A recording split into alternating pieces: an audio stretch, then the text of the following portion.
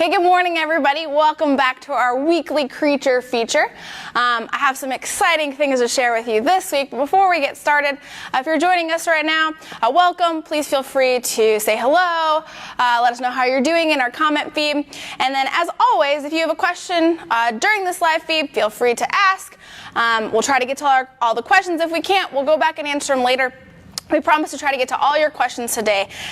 But today's creature feature is going to be a little bit of a surprise. So for starters, I know you've seen online that we'll be doing our American alligator, but I have something special in store for you. So just stay with me for a little bit.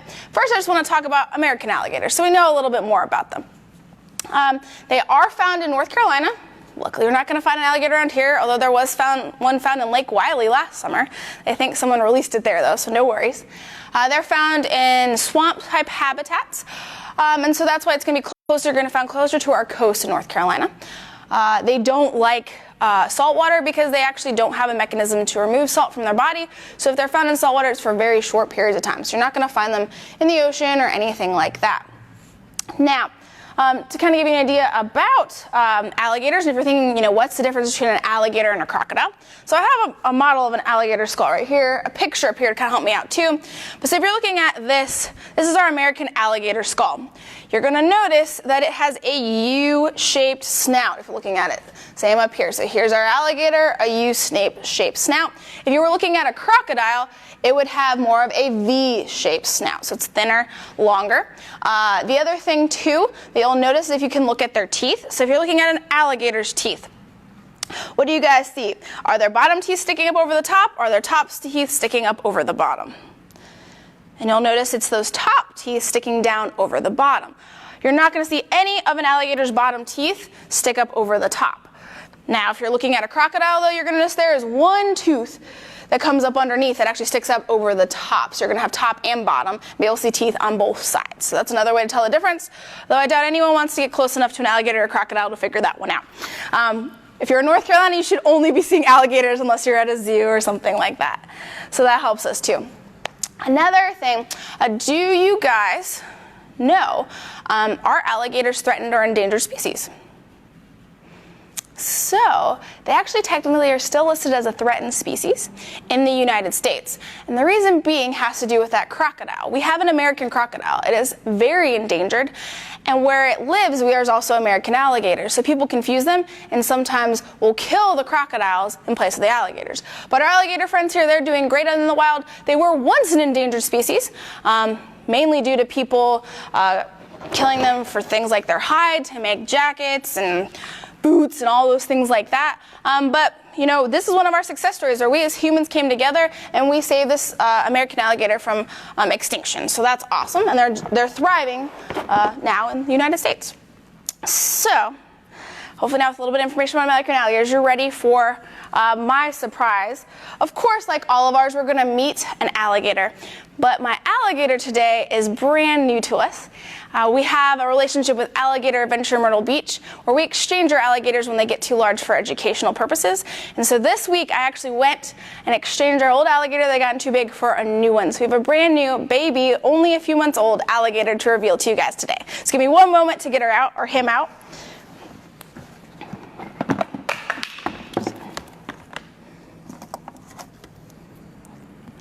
Okay, guys, so here's our itty-bitty new alligator.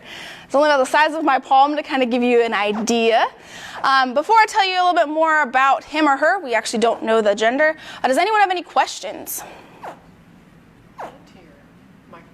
Oh, you can kind of hear her right now? Okay, so we'll start with that. Why is she making that noise? And hopefully you guys get to hear it a little bit. She's actually calling for her mom.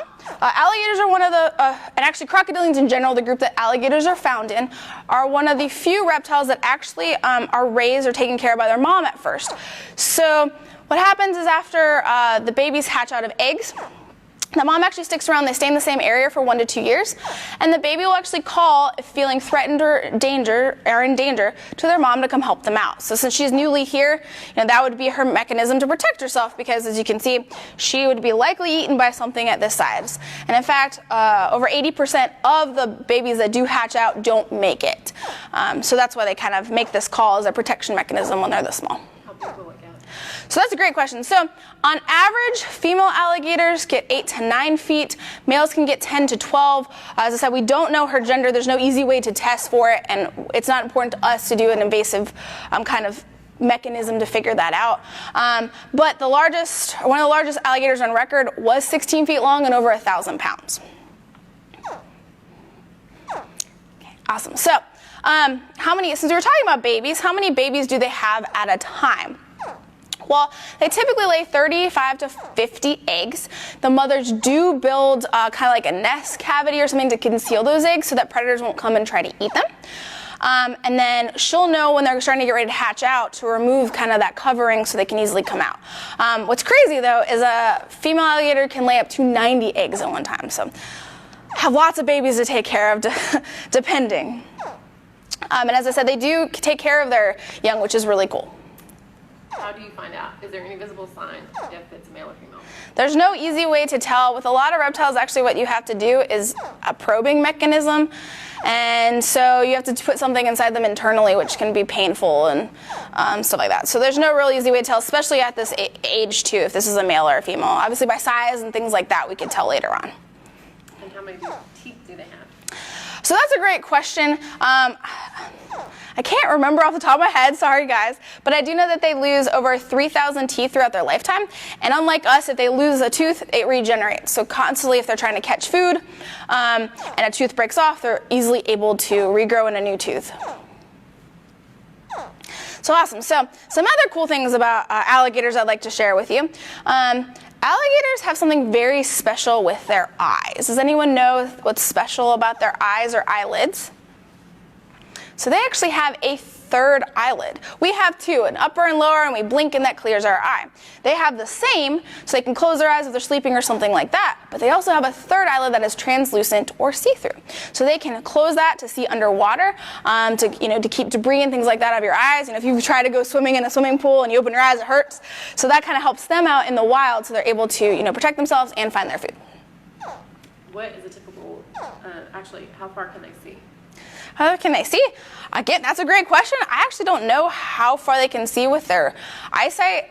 They do have a good sense of smell, and they can swim quickly in order to catch food. But I don't actually know the distance or anything like that. And what's a typical diet for them? So that's a great question. So first of all, do you guys think alligators are omnivores, so eat plants and meat, herbivores, eat only plants, or carnivores, eat only meat? I'm sure you guys guessed this correctly. They're carnivores, they only eat meat. They're also opportunistic feeders. So what that means is that they will eat whatever kind of meat they come in contact with. So it could be like here where we feed them baby mice, chicken, fish, things like that. But also in the wild, if they found a snake, a turtle, anything that they can pretty much are able to catch, they will. And if they can't swallow it, because they do swallow their food whole, what they'll actually do is they'll take it down and drown it and kind of let it rot, so they can more easily tear it apart if they aren't able to get it down. So they've thought all these things through. So another thing about alligators, you'll notice if you're looking at her or him, that the tail is about the length from the body. And there's a reason for that. Anybody have any guesses on what they might use their tails for? So they're used for swimming. So it's like a rudder on the boat. It helps them speed up, slow down, or helps steer and change directions. And in fact, an alligator can swim up to 20 miles per hour in the water. To give you a comparison, on land they move up to 11 miles per hour, but only for short distances. How do they communicate with each other? So how do they talk with each other? So as they get older, you're not going to hear a lot of the communication that we've heard with the baby alligator. This is a communication really only used when they're younger for the first couple years of their life. And then that actually disappears as they get older. So there's not a lot of verbal communication or noises or things made by alligators. In fact, they tend to be, so they'll live together well when they're young. But as they get older, they tend to be more territorial. So a very large alligator would not easily be able to live in the same area or space as another very large alligator. Will they eat dead animals? So they will not eat like dead, decomposing animals. They catch live prey. They want it to be fresher, so it's not like a vulture or something that helps cleans up, our dead animals. But I'm sure if they were starving or something happened that they would take whatever they could get. But typically they're going to grab something and want it to be fresh, freshly killed before they eat it. So something cool to tell you guys about catching food and how they do that. So obviously they have these teeth, helps catch their prey or their food, but they have very strong and powerful jaws. So if you guys ever watched a video of someone with a large alligator, the first thing they want to do is grab it, grab their snout, and duct tape it shut. And that way that strong, powerful jaw cannot come down on top of them. However, just duct tape keeps their mouth shut. So alligators have really strong, powerful jaws when they close their mouths, but not when they open their mouths. Anyone have any guesses on why maybe they've adapted to have that and why they'd want to have powerful jaws in one direction but not the other? So this one can be a little tough, but they have really strong, powerful jaws because once you catch your food, do you want it to escape? No, they're not going to want it to escape. So you got to move fast, quickly, bite down, kill that prey, but then they have it. So they don't need to waste that energy or that time to open their jaw or their mouth quickly, but they do need to be able to close it quickly and powerfully in order to catch food and survive. Can you show them what their feet look like? Oh, yeah. So I'll show, here's the front foot. So you're not going to see as much webbing on her front foot. Okay. And here's the back foot. This is going to be a little bit harder because she's not wanting to spread, or he wanting to spread it out. But there is some, you can see the skin or webbing in between the toes. So that kind of helps them swim. And then the claws help them walk on land. So they can be both aquatic and on land. And then you said, how fast can they swim? So 20 miles per hour in the water, and they can move up to 11 on land. If you do ever come in contact with an alligator, they're not very aggressive. They're most likely not going to mess with you, but when they are hunting, which is more likely at dawn and dusk, they may confuse you, or if you have a little dog or something like that, for food. So my advice, don't go near water, don't walk into water. During those, hunting times, be mindful of your surroundings. But the other thing, if there's an alligator there, it does spot you, what should you do? There's a tall tale myth you should run in a zigzag pattern because they can't see you. That is a myth. Run as straight and as fast as you can to get away from them because they said they can move up to 11 miles per hour on land for short distances. Why is it keeping its mouth open? So that's a great question. So when they're young, I see this a lot more where they keep their mouths open. I don't see it as much as they get older. They're not really sure what the mechanism is. There's been some talk with scientists that it's a defense mechanism that they've evolved. There's been some other talk that it just helps with regulating their body temperature. So because they are cold-blooded and can't produce their own body heat, so they can't easily cool down or like by sweating like we do or warm up, that they open their mouth to kind of thermoregulate that body temperature. Okay, so awesome. So just a few more little things about alligators and crocodiles before I do my last, the last part, which is really exciting, a part that you guys get to be involved in and help us with, so we talked about how they catch food, we talked about how they swim. They have these awesome scales too that help them blend in. This coloration is unique to every alligator, so if you looked really closely at photos, you could identify them by their stripes. This does disappear as they get older though. It becomes more blended in and fades. Yeah, I can come in closer, you can kind of see her. So why do we have an alligator as an animal ambassador? Well, there's a couple of reasons. One, it's a little bit exciting. How often do you get to see an alligator in, up close or anything like that? If you're visiting the museum, we even allow our guests to, pet some of our alligators and get to have that experience.